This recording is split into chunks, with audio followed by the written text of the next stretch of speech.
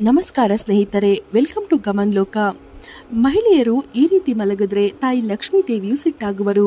ಧನ ಸಂಪತ್ತಿನ ನಾಶ ಕೂಡ ಆಗುತ್ತದೆ. ದಾರಿದ್ರತೆಯು ಇಲ್ಲಿ ಮನೆಗೆ ಬರುತ್ತದೆ. ಯಾವುದೇ ಸ್ತ್ರೀಯರು ಈ ರೀತಿ ಮಲಗಬಾರದು. ಸ್ನೇಹಿತರೆ, ನಮ್ಮ ಪ್ರಾಚೀನ ಋಷಿಮುನಿಗಳು ಅತ್ಯಂತ ಜ್ಞಾನಿಗಳು ಮತ್ತು ವಿದ್ವಾಂಸರು ಆಗಿದ್ರು. ಜಗತ್ತಿನ ಕಲ್ಯಾಣಕ್ಕೋಸ್ಕರ ಇವರು ಬ್ರಹ್ಮಚಾರ್ಯ ವ್ರತವನ್ನ ಪಾಲಿಸುತ್ತಾ ಜಪತಪಗಳಂತಹ ಇತ್ಯಾದಿ ಮಹಾನ್ ಕಾರ್ಯಗಳನ್ನು ಮಾಡಿದ್ದಾರೆ. ಇವರು ತಮ್ಮ ಜ್ಞಾನದ ಜೊತೆಗೆ ಅನುಭವದ ಆಧಾರದ ಮೇಲೆ ಪ್ರಾಚೀನ ಶಾಸ್ತ್ರಗಳು ಮತ್ತು ಪುರಾಣಗಳನ್ನು ನಿರ್ಮಿಸಿದ್ದಾರೆ. ಜೊತೆಗೆ ದೇವರಿಂದ ಪಡೆದುಕೊಂಡಂತಹ ಜ್ಞಾನವನ್ನು ಇವರು ಶಾಸ್ತ್ರಗಳಲ್ಲಿ ಜಪತಪದ ಮೂಲಕ ಮನುಷ್ಯರಿಗೆ ತಲುಪಿಸುವಂತಹ ಉತ್ತಮ ಕಾರ್ಯವನ್ನ ಮಾಡಿದ್ದಾರೆ. ನಮ್ಮ ಧರ್ಮಶಾಸ್ತ್ರಗಳಲ್ಲಿ ಸ್ತ್ರೀ ಮತ್ತು ಪುರುಷರಿಬ್ಬರಿಗೋಸ್ಕರ ಮಹತ್ವಪೂರ್ಣವಾದ ನಿಯಮಗಳನ್ನು ತಿಳಿಸಿದ್ದಾರೆ. ಮುಂಜಾನೆ ಏಳೋದ್ರಿಂದ ಹಿಡಿದು ರಾತ್ರಿ ಮಲಗುವ ತನಕ ಎಲ್ಲ ನಿತ್ಯ ಕರ್ಮಗಳಿಗೆ ಸಂಬಂಧಪಟ್ಟಂತಹ ತುಂಬ ಮಹತ್ವದ ನಿಯಮಗಳನ್ನು ನಮ್ಮ ಶಾಸ್ತ್ರಗಳಲ್ಲಿ ತಿಳಿಸಿದ್ದಾರೆ. ಒಬ್ಬ ಮನುಷ್ಯನು ಒಂದು ಉತ್ತಮವಾದ ಆರೋಗ್ಯವನ್ನು ಪಡೆದುಕೊಳ್ಳಲು ತಮ್ಮ ಶರೀರವನ್ನು ಹೇಗೆ ಶುದ್ಧಿಯಾಗಿಸಿಕೊಳ್ಳೋದು ಮತ್ತು ಈ ಶರೀರವನ್ನು ಪವಿತ್ರಗೊಳಿಸೋದು, ಪ್ರತಿನಿತ್ಯ ಯಾವ ಕೆಲಸ ಕಾರ್ಯಗಳನ್ನು ಮಾಡಬೇಕು, ಇವುಗಳ ಮನ್ನಣೆಗಳನ್ನು ಕೂಡ ನಮ್ಮ ವಿದ್ವಾನ್ ಋಷಿಮುನಿಗಳು ಮಾಡಿದ್ದಾರೆ. ಶ್ರೀಕೃಷ್ಣ ಭಗವಾನರು ಈ ರೀತಿ ಹೇಳಿದ್ದಾರೆ: ಮನುಷ್ಯರು ತಮ್ಮ ಶರೀರದ ಮೇಲೆ ಅತ್ಯಂತ ಮೋಹವನ್ನು ಮಾಡಬಾರ್ದು. ಜೊತೆಗೆ ಪರಮಾತ್ಮನು ನೀಡಿದಂತಹ ಈ ಶರೀರವನ್ನು ನಾಶ ಕೂಡ ಮಾಡಬಾರ್ದು. ಮನುಷ್ಯನು ಹಲವಾರು ಬಾರಿ ನಾನಾ ಪ್ರಕಾರದ ಅನಿಷ್ಟ ಕಾರ್ಯಗಳನ್ನ ಮಾಡಿ ತಮ್ಮ ಪವಿತ್ರವಾದ ಶರೀರವನ್ನ ಮಲಿನ ಮಾಡ್ತಾರೆ, ಅದನ್ನ ಕೊಳಕಾಗಿಸ್ತಾರೆ, ಪಾಪ ಹಿಡಿದುಕೊಳ್ಳುವಂತೆ ಮಾಡ್ತಾರೆ. ಈ ಒಂದು ಕಾರಣದಿಂದ ದೇಹದಲ್ಲಿ ರೋಗಗಳು ಉತ್ಪತ್ತಿಯಾಗ್ತವೆ, ಮನುಷ್ಯನ ಆಯಸ್ಸು ಕೂಡ ಕಡಿಮೆ ಆಗುತ್ತೆ, ಅನಂತರ ಇವರಿಗೆ ಅಕಾಲಿಕ ಮೃತ್ಯು ಆಗುತ್ತದೆ. ಇಂದು ನಾವು ಮನುಷ್ಯನು ತನ್ನ ಶರೀರವನ್ನ ಹೇಗೆ ಪವಿತ್ರವನ್ನಾಗಿಸಿ ಇಟ್ಕೊಳ್ಬೇಕು ಮತ್ತು ರಾತ್ರಿ ಮಲಗುವಂತಹ ಸಮಯದಲ್ಲಿ ಯಾವ ನಿಯಮಗಳನ್ನು ಪಾಲಿಸಬೇಕು. ವಿಶೇಷವಾಗಿ ಮಹಿಳೆಯರು ಈ ಒಂದು ಮಹತ್ವಪೂರ್ಣವಾದ ವಿಷಯವನ್ನ ಖಂಡಿತವಾಗಿಯೂ ಪಾಲಿಸಬೇಕು. ಇಲ್ಲವಾದರೆ ಜೀವನದಲ್ಲಿ ದುರ್ಭಾಗ್ಯವು ಬರುತ್ತದೆ. ಈ ವಿಷಯಗಳನ್ನು ತಿಳಿಯಲು ವಿಡಿಯೋವನ್ನ ಪೂರ್ತಿಯಾಗಿ ನೋಡಿ ಸ್ನೇಹಿತರೆ. ಎಲ್ಲಕ್ಕಿಂತ ಮೊದಲು ಭಕ್ತಿಯಿಂದ ಕಮೆಂಟ್ಸ್ ಬಾಕ್ಸ್ನಲ್ಲಿ ಓಂ ನಮಃ ಶಿವಾಯ, ಹರ ಹರ ಮಹಾದೇವ ಎಂದು ಬರೆಯಿರಿ. ಈ ಮೂಲಕ ಶಿವನ ಆಶೀರ್ವಾದ ನಿಮ್ಮೆಲ್ಲರಿಗೂ ಸಿಗಲಿ. ಸ್ನೇಹಿತರೆ, ಯಾರ ಮೇಲೆ ಶಿವನ ಆಶೀರ್ವಾದ ಇರುತ್ತೋ ಅವರು ಜೀವನದಲ್ಲಿ ಯಾವತ್ತಿಗೂ ಸುಖ ಶಾಂತಿಯಿಂದ ಆರೋಗ್ಯವಾಗಿ ಇರ್ತಾರೆ. ಹಾಗೆ ಸ್ನೇಹಿತರೆ, ಯಾರೆಲ್ಲ ಇನ್ನು ನಮ್ಮ ಚಾನೆಲ್ ಅನ್ನು ಸಬ್ಸ್ಕ್ರೈಬ್ ಮಾಡಿಲ್ಲ ಅಂದರೆ ದಯಮಾಡಿ ಸಬ್ಸ್ಕ್ರೈಬ್ ಮಾಡಿ. ಎಲ್ಲಕ್ಕಿಂತ ಮೊದಲನೇ ವಿಷಯ, ಮನುಷ್ಯರು ಪ್ರತಿನಿತ್ಯ ಸ್ನಾನವನ್ನ ಮಾಡಬೇಕು. ಸ್ನಾನವನ್ನ ಮಾಡದೆಯೇ ಯಾವತ್ತಿಗೂ ಇರಬಾರ್ದು. ಸ್ನಾನದಿಂದ ಶರೀರದ ಶುದ್ಧೀಕರಣ ಆಗುತ್ತದೆ. ಸ್ನಾನ ಮಾಡಿದ ನಂತರವೇ ಮನುಷ್ಯನು ದೇವ ಪೂಜೆ ಇತ್ಯಾದಿ ಧಾರ್ಮಿಕ ಕಾರ್ಯಗಳನ್ನು ಮಾಡಬೇಕು. ಸ್ನಾನ ಮಾಡದೆಯೇ ಊಟವನ್ನ ಜೊತೆಗೆ ಪೂಜೆ ಪಾಠಗಳನ್ನು ಸಹ ಮಾಡಬಾರದು. ಸ್ನಾನ ಮಾಡದೆಯೇ ಊಟವನ್ನ ಮಾಡುವಂತಹ ಮನುಷ್ಯರ ಮನೆಯಲ್ಲಿ ಲಕ್ಷ್ಮೀ ದೇವಿಯ ವಾಸ ಆಗೋದಿಲ್ಲ. ಸ್ನೇಹಿತರೆ, ನಮ್ಮೆಲ್ಲ ಧರ್ಮಶಾಸ್ತ್ರಗಳಲ್ಲಿ ತಲೆ ಕೂದಲುಗಳ ವಿಷಯದಲ್ಲಿ ತುಂಬಾನೇ ಮಹತ್ವಪೂರ್ಣವಾದ ಜ್ಞಾನವನ್ನ ನೀಡಿದ್ದಾರೆ. ಮನುಷ್ಯರು ತಮ್ಮ ತಲೆ ಕೂದಲುಗಳನ್ನ ಹೇಗೆ ಏರಿಸಿಕೊಳ್ಬೇಕು, ಯಾವ ದಿನ ಕತ್ತರಿಸಬೇಕು, ಹಾಗೆಯೇ ಯಾವ ದಿನ ಕತ್ತರಿಸಬಾರದು, ತಲೆ ಕೂದಲು ಎಷ್ಟು ಉದ್ದವಿರಬೇಕು, ತಲೆ ಕೂದಲಿಗೆ ಸಂಬಂಧಪಟ್ಟಂತಹ ತಾಂತ್ರಿಕ ವಿಷಯವಾದರೂ ಏನಿದೆ, ಇದರ ಬಗ್ಗೆ ಶಾಸ್ತ್ರಗಳಲ್ಲಿಯೇ ತಿಳಿಸಿದ್ದಾರೆ. ಸ್ನೇಹಿತರೆ, ಹಿಂದೂ ಧರ್ಮದಲ್ಲಿ ವಾರದ ಪ್ರತಿಯೊಂದು ದಿನಗಳು ಯಾವುದಾದರೂ ದೇವರಿಗೆ ಸಮರ್ಪಣೆ ಆಗಿದೆ. ವಾರದ ಪ್ರತಿಯೊಂದು ದಿನಗಳಿಗೆ ಕೆಲವು ನಿಯಮಗಳು ಸಹ ಖಂಡಿತವಾಗಿಯೂ ಇವೆ. ಇದೇ ರೀತಿಯಾಗಿ ತಲೆ ಕೂದಲನ್ನು ಕತ್ತರಿಸೋದಕ್ಕೆ ಕೆಲವು ನಿಯಮಗಳಿವೆ. ಪ್ರತಿದಿನಕ್ಕೆ ಸಂಬಂಧಪಟ್ಟಂತೆ ಭಿನ್ನವಾಗಿ ಇರ್ತವೆ. ಶಾಸ್ತ್ರಗಳಿಗೆ ಅನುಸಾರವಾಗಿ ಮನುಷ್ಯನು ತಮ್ಮ ತಲೆ ಕೂದಲುಗಳನ್ನು ಮಂಗಳವಾರ, ಗುರುವಾರ ಮತ್ತು ಶನಿವಾರದ ದಿನ ಯಾವುದೇ ಕಾರಣಕ್ಕೂ ಕತ್ತರಿಸಬಾರದು. ಮಂಗಳವಾರದ ದಿನ ಮಂಗಳ ಗ್ರಹಕ್ಕೆ ಸಂಬಂಧಪಟ್ಟ ದಿನವಾಗಿದೆ. ಮಂಗಳವಾರ ತಲೆ ಕೂದಲುಗಳನ್ನು ಕತ್ತರಿಸಿದರೆ ಜೀವನದಲ್ಲಿ ಕ್ಲೇಶದ ನಿರ್ಮಾಣ ಆಗುತ್ತದೆ. ಕಾರಣವಿಲ್ಲದೆ ಶತ್ರುಗಳು ಹುಡ್ತಾರೆ. ವ್ಯಕ್ತಿಯ ಸ್ವಭಾವದಲ್ಲಿ ಸಿಟ್ಟು ಹೆಚ್ಚಾಗುತ್ತದೆ. ಗುರುವಾರದ ದಿನವೂ ತಲೆ ಕೂದಲುಗಳನ್ನು ಕತ್ತರಿಸಬಾರದು. ಇದರಿಂದ ಗುರುವು ದುರ್ಬಲನಾಗ್ತಾನೆ. ವ್ಯಕ್ತಿಯ ಆಯಸ್ಸು ಕೂಡ ಕಡಿಮೆ ಆಗಲು ಶುರುವಾಗುತ್ತದೆ. ಈ ದಿನ ತಲೆ ಕೂದಲನ್ನು ಕತ್ತರಿಸಿದ್ರೆ ಧನ ಸಂಪತ್ತಿನ ನಾಶವೂ ಆಗುತ್ತದೆ, ದಾರಿದ್ರತೆಯೂ ಬರುತ್ತದೆ. ಶನಿವಾರ ಕೂಡ ತಲೆ ಕೂದಲನ್ನು ಕತ್ತರಿಸಬಾರದು. ಶನಿವಾರ ಶನಿಗ್ರಹಕ್ಕೆ ಸಂಬಂಧಪಟ್ಟಿದೆ.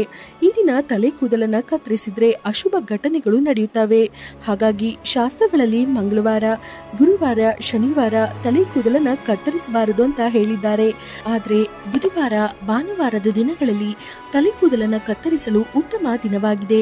ಸ್ನೇಹಿತರೆ, ಶಾಸ್ತ್ರಗಳ ಅನುಸಾರವಾಗಿ ವಾತಾವರಣದಲ್ಲಿ ಕೆಲವು ಯಾವ ರೀತಿಯ ಸೂಕ್ಷ್ಮ ಶಕ್ತಿಗಳು ಇರ್ತವೆ ಅಂದ್ರೆ ಇವು ನಮ್ಮ ಬರಿಗಣಿಗೆ ಕಾಣೋದಿಲ್ಲ.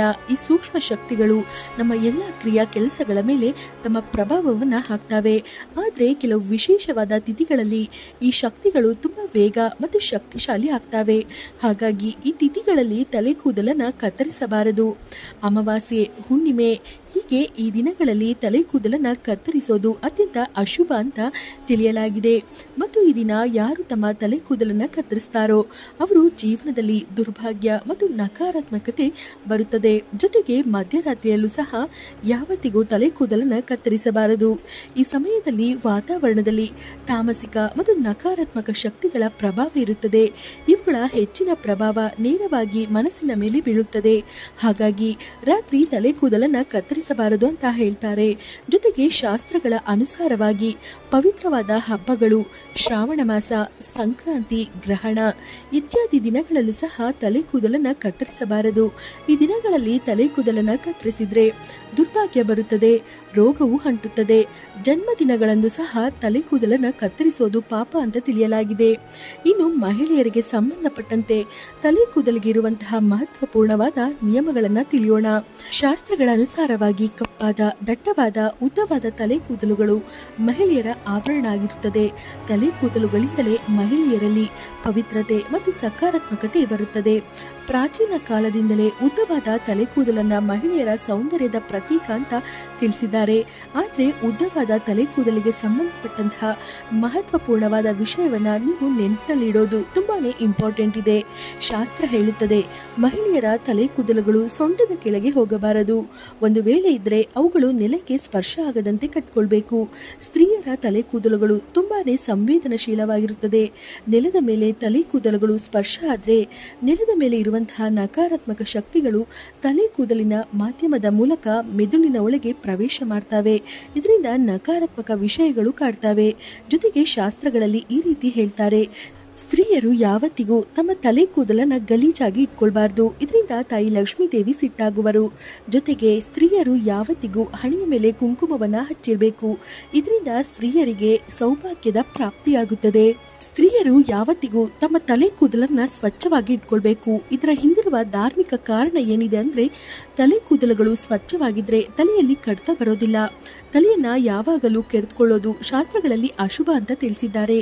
ಗರುಡ ಪುರಾಣದಲ್ಲಿ ಈ ರೀತಿ ಹೇಳಿದ್ದಾರೆ, ಯಾವ ಸ್ತ್ರೀಯರು ತಮ್ಮ ತಲೆ ಕೂದಲನ್ನ ಕೆರೆದುಕೊಳ್ಳುತ್ತಾ ಪೂಜೆ ಪಾಠಗಳನ್ನ ಮಾಡ್ತಾರೋ ಅವರ ಪೂಜೆ ವಿಫಲವಾಗುತ್ತದೆ. ಸ್ತ್ರೀಯರು ತಮ್ಮ ಎರಡೂ ಕೈಗಳಿಂದ ಜೋರಾಗಿ ತಮ್ಮ ತಲೆಯನ್ನ ಕೆರೆದುಕೊಳ್ಳುತ್ತಾ ಜನರು ಮತ್ತು ಹಿರಿಯರೊಂದಿಗೆ ಮಾತನಾಡಬಾರದು. ತಲೆ ಕೂದಲನ್ನ ಬಾಚುವಾಗ ಬರುವಂತಹ ಕೂದಲುಗಳನ್ನ ಎಲ್ಲಿ ಬೇಕಾದರಲ್ಲಿ ಎಸೆಯಬಾರದು. ಇಲ್ಲವಾದ್ರೆ ಅದರ ದುರುಪಯೋಗ ಆಗುತ್ತದೆ. ಯಾಕಂದ್ರೆ ತಂತ್ರಮಂತ್ರ ಸಾಧನೆಗಳಲ್ಲಿ ಯಾವತ್ತಿಗೂ ಉದ್ದವಾದ ತಲೆ ಕೂದಲ ಬಳಕೆ ನಡೆಯುತ್ತದೆ. ಇದರ ಪ್ರಭಾವ ಯಾವ ವ್ಯಕ್ತಿಯ ತಲೆ ಕೂದಲು ಇರುತ್ತದೆಯೋ ಆ ವ್ಯಕ್ತಿಯ ಮೇಲೆ ಬೀಳುತ್ತದೆ. ಹಾಗಾಗಿ ಯಾವತ್ತಿಗೂ ಮಹಿಳೆಯರು ತಮ್ಮ ತಲೆ ಕೂದಲನ್ನ ಜೋಪಾನವಾಗಿ ಇಟ್ಕೊಳ್ಬೇಕು. ಶಾಸ್ತ್ರಗಳ ಅನುಸಾರವಾಗಿ ಋತುಚಕ್ರದ 3ನೇ ದಿನದ ತನಕ ಸ್ತ್ರೀಯರು ತಮ್ಮ ತಲೆ ಕೂದಲನ್ನ ತೊಳೆಯಬಾರದು. ಜೊತೆಗೆ ತಮ್ಮ ತಲೆ ಕೂದಲನ್ನು ಸಹ ಕತ್ತರಿಸಬಾರದು. ವೈಜ್ಞಾನಿಕ ದೃಷ್ಟಿಕೋನದಿಂದ ನೋಡೋದಾದ್ರೆ ಋತುಚಕ್ರದ ಸಮಯದಲ್ಲಿ ಮಹಿಳೆಯರ ದೇಹ ತುಂಬಾನೇ ದುರ್ಬಲವಾಗಿರುತ್ತದೆ. ಈ ಸಮಯದಲ್ಲಿ ಒತ್ತಡದ ಕೆಲಸ ಕಾರ್ಯಗಳನ್ನ ಸಹ ಮಾಡಬಾರ್ದು. ಯಾವತ್ತಿಗೂ ಸೂರ್ಯಾಸ್ತ ಆದ ನಂತರ ಅಥವಾ ಸೂರ್ಯಾಸ್ತ ಆಗುವಂತಹ ಸಮಯದಲ್ಲಿ ತಲೆ ಕೂದಲನ್ನ ತೊಳಿಬಾರದು. ಈ ರೀತಿ ಮಾಡೋದು ಅಶುಭ ಅಂತ ತಿಳಿಯಲಾಗಿದೆ. ಸ್ನೇಹಿತರೆ, ಈಗ ಸ್ತ್ರೀಯರು ಮತ್ತು ಪುರುಷರು ಹೇಗೆ ಮಲ್ಕೊಳ್ಬೇಕು ಅಂತ ತಿಳಿದುಕೊಳ್ಳೋಣ.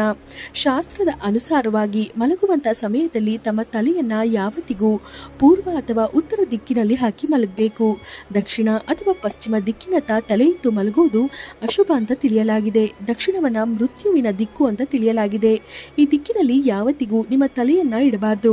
ಇದರ ಹಿಂದೆ ಇರುವ ವೈಜ್ಞಾನಿಕ ಕಾರಣ ಏನಿದೆ ಅಂದ್ರೆ ಭೂಮಿಯಲ್ಲಿ ಅಯಸ್ಕಾಂತದ ಶಕ್ತಿಯು ಸತತವಾಗಿ ಹರಿದಾಡ್ತಾ ಇರುತ್ತದೆ. ಈ ಅಯಸ್ಕಾಂತದ ಶಕ್ತಿಗಳು ಉತ್ತರ ದಿಕ್ಕಿನಿಂದ ದಕ್ಷಿಣ ದಿಕ್ಕಿನತ್ತ ಹರಿಯುತ್ತವೆ. ಹಾಗಾಗಿ ನೀವೇನಾದ್ರೂ ಉತ್ತರ ದಿಕ್ಕಿನಲ್ಲಿ ಕಾಲುಗಳನ್ನ ಮಾಡಿ ಮಲಗಿದ್ರೆ ಈ ಶಕ್ತಿಯು ನಿಮ್ಮ ಪಾದಗಳಿಂದ ನಿಮ್ಮ ತಲೆಯ ತನಕ ಬಂದು ತಲುಪುತ್ತೆ.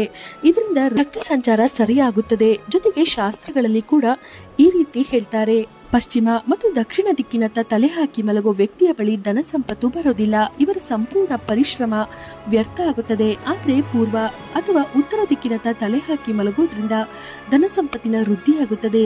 ಸ್ತ್ರೀಯರು ರಾತ್ರಿ ಮಲಗುವಂತಹ ಸಮಯದಲ್ಲಿ ತಮ್ಮ ತಲೆ ಕೂದಲನ್ನ ಬಿಚ್ಚಿಕೊಂಡು ಮಲಗಬಾರ್ದು. ಕೂದಲನ್ನ ಯಾವತ್ತಿಗೂ ಕಟ್ಟಿ ಮಲಗಬೇಕು.